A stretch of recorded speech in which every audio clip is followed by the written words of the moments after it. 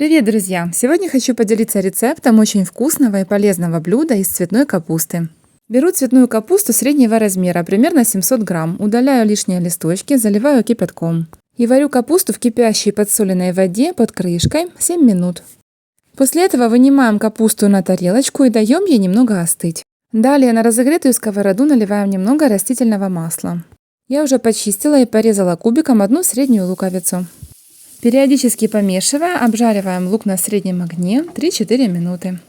В это время я почистила и натерла на крупной терке одну среднюю морковку, отправляю ее к луку. Если в сковородке у вас мало масла, можно немножечко на этом этапе добавить. Не забываем помешивать овощи и тушим до образования золотистого цвета у морковки.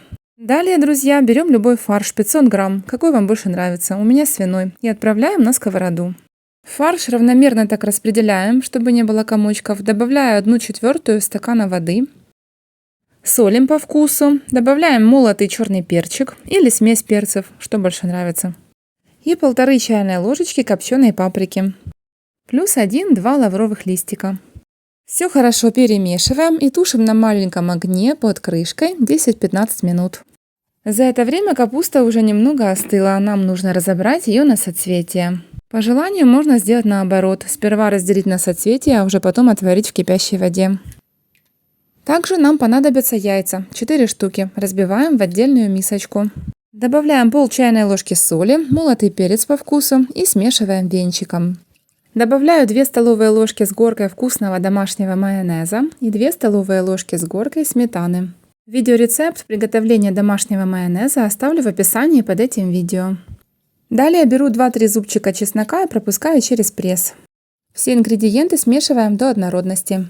В форму для запекания перекладываем половину горячего фарша, остужать его не нужно, а сверху выкладываем половину соцветий капусты.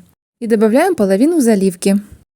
Далее равномерно распределяем остатки фарша.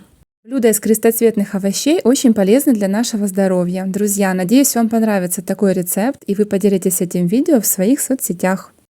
Равномерно выкладываем на фарш оставшуюся половину цветной капусты. И поливаем все остатками заливки. Ставим форму в разогретую до 180 градусах духовку на 25 минут, режим вверх-вниз.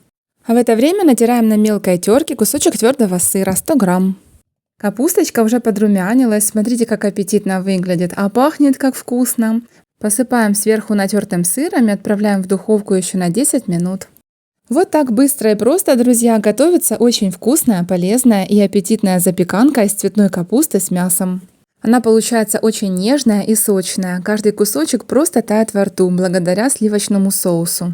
И в то же время кусочки капусты хорошо держат форму. Друзья, надеюсь, видео было полезным для вас. Пишите комментарии, делитесь этим видео в своих соцсетях, подписывайтесь на канал. Всем приятного аппетита!